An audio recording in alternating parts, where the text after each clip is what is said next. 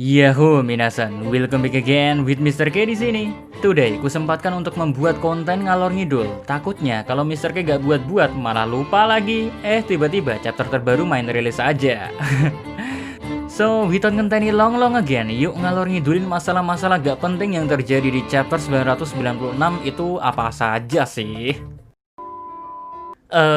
Dimulai dari Tama dulu yang keberadaannya di Onigashima menjadi tanda tanya paling penting di chapter ini. Gimana gak penting ya? Seorang anak yang berusia 8 tahunan ada di sebuah perang gila-gilaan. Bukan untuk jadi penonton lagi, melainkan Tama ikut berperang demi membebaskan negeri Wano. Terdengar ngaco memang, tapi melihat percakapannya dengan Nami saat Tama memarahi Nami untuk jangan pernah meremehkan kekuatan Hihimaru, Komachio, dan Tama sendiri karena mereka datang ke Onigashima sebagai samurai. Wow, ucapan yang membuat para fans terkejut bukan? Seorang anak kecil bisa mengucapkan kalimat seperti ini, kalimat yang penuh akan makna mendalam. Seolah-olah seperti Tama mungkin siap mengorbankan nyawanya di perang Onigashima ini demi membebaskan negeri Wano dari tirani Kaido. Salut dah sama kunoichi cilik ini. Anyway, kembali ke masalah pentingnya, yaitu keberadaan Tama yang misterius bisa-bisanya nongol di Onigashima. Kata Tama sih dia ikut naik kapal musuh. Nah, yang jadi pertanyaan, musuh yang dimaksud Tama itu siapa? Dalam bayang-bayang Mr. K saja masih kebingungan masalah ini. Kalaupun naik kapal musuh, bagaimana bisa Tama merebut kapalnya dari musuh? Terus bagaimana caranya dia mengemudikan kapalnya hingga sampai ke Onigashima? Gak mungkin Hihimaru atau Komachio kan yang memegang kendali kapal. Pasti ada orang lain yang membantu Tama. Tentunya orang ini pemikirannya juga haruslah gila karena telah membiarkan seorang anak kecil ikut berperang. Atau bisa jadi sosok yang membantu Tama di kapal musuh ya. Tahu kalau Tama punya potensi bisa menjadi kuda hitam untuk kemenangan aliansi pembebasan Wano Kuni. Mengingat kemampuan buah iblis Tama bisa membuat binatang maupun para gifter patuh pada Tama. Aduh, siapa ya kira-kira sosok yang membantu Tama datang ke Onigashima? Ini masih jadi misteri tersendiri yang patut untuk ditunggu. Ngomongin Tama udah, sekarang enaknya ngobrolin apa lagi ya? Oh iya, Yamato sama Sasaki aja nih, yang di chapter ini harusnya bisa bertarung secara serius, malah keganggu sama Franky. Kita gak jadi lihat Zuannya Yamato deh, dan juga gak jadi lihat Sasaki bertarung dengan pedang uniknya. Walau gak jadi, setidaknya Mr. K bisa melihat ada yang menarik dengan katana yang dipunyai oleh Sasaki. Sadar atau tidak sadar ya, katana Sasaki bentuknya berbeda dengan katana pada umumnya. Bila tajamnya saja tak ada di kedua sisinya, tapi malah terlihat di dalam sisi katana. Dan katana milik Sasaki ini seperti tersambung-sambung bilahnya. Entah mata Mr. K yang salah lihat atau gimana, tapi emang kenyataannya seperti tersambung-sambung bilahnya. Kalau kalian bingung apa yang kubahas, kok dari tadi katana Sasaki mulu? Aduh. Oke deh, maksud Mr. K adalah pedang yang dimiliki oleh Sasaki. Feelingku ya, konsepnya sama dengan pedang yang dimiliki oleh Renji Abarai dari karakter Bleach. Sebuah pedang yang bisa digerakkan layaknya cambuk yang bisa mengoyak apapun. Ya, ini baru feeling saja sih, bukan teori. Wong Mr. K cuma asal ngomong ngalor ngidul. Lalu terkait Yamato yang mau berubah ke wujud Zuan tapi gak jadi. Jujur saja, Mr. K gak berani bilang Zuannya tipe apa. Bukan karena gak mau berkhayal atau berimajinasi ya, murni karena cluenya baru gigi doang dan suara grrrr. Suara seperti ini bisa dimiliki oleh kucing, anjing, serigala, beruang, ataupun hewan buas lainnya yang berbulu. Jadi kalau nebak hanya gara-gara clue suara Yamato, gigi Yamato yang tajam, dan dihubungkan dengan pakaian Yamato putih dan rambutnya putih, bagi Mr. K kerasa kurang aja gitu. Ibarat kata, mau membongkar suatu kasus yang besar tapi clue-nya seuprit.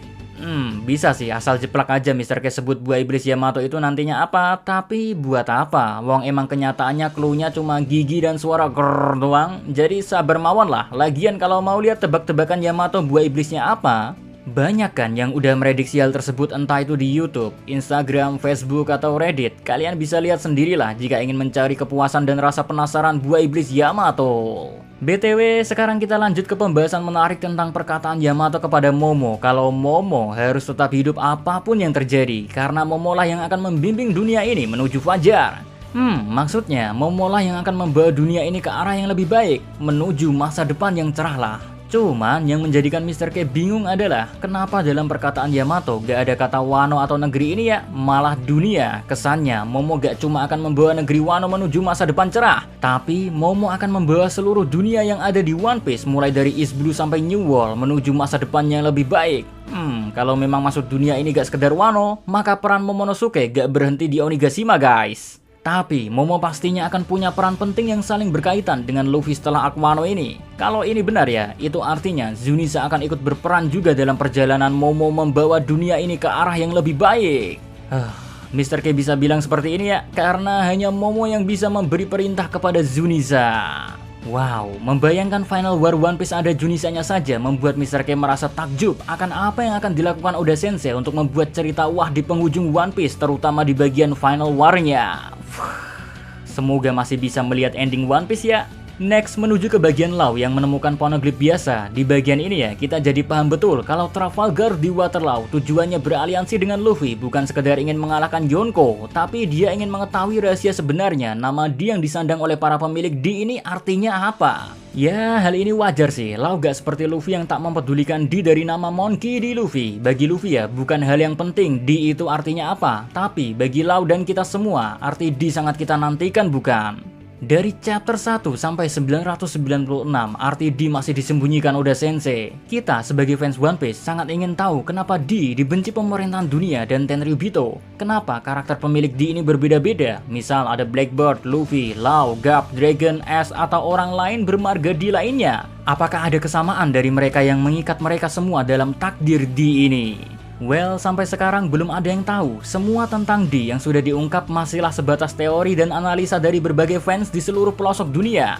Arti D yang sebenarnya masih tersimpan rapi dalam puzzle yang entah kapan akan dibongkar Oda Sensei. Ya, setidaknya kita bisa mengerti dari chapter ini, D akan terbongkar ketika semua Road Poneglyph sudah ditemukan dan diterjemahkan oleh Nico Robin. Lanjut kita ngalor ngidulin hal penting yang telah bikin trending di chapter 996, yaitu ekspresi kaget Sanji mendengar percakapan nakal di panel akhir 996.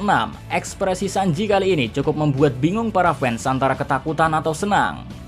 Gak ada yang bisa memastikan secara pasti, mengingat emang cara Oda Sensei membuat dialog dan art style ekspresi Sanji ya cukup membuat kepala ini ngeluh menebak ekspresi Sanji sebenarnya mendengar siapa. Banyak dugaan bermunculan mulai dari Ivankov, Queen, Black Maria, Bon Clay, Orochi, Fukurokuju, atau beberapa kandidat yang menurut kalian cocok mengisi percakapan tersebut. But bagi Mr. K pribadi ya, kita tetap harus mengingat kalau bukan seseorang yang didengar Sanji lah yang membuatnya menampilkan ekspresi tersebut, tapi ada dua orang yang didengar oleh Sanji, satunya wanita, satunya pria. Mungkin salah satunya dikenal Sanji bisa jadi, atau mungkin Sanji berekspresi seperti itu karena kedua orang yang didengar Sanji mau melakukan ihi-ihi dalam keadaan di kastil Kaido ini sedang kacau balau. Bisa jadi sih, semua ini hanya bisa terjawab di chapter selanjutnya ketika kita melihat siapa dua orang yang sedang berdialog di lantai 3 kastil Kaido. Kita hanya bisa menunggu saja. Dan sekian ngalor ngidul chapter 996 kali ini. Maaf chapter 995 dan 994 gak Mr. K buat ngalor ngidulnya. Satu sisi lupa, satu sisi malesnya luar biasa.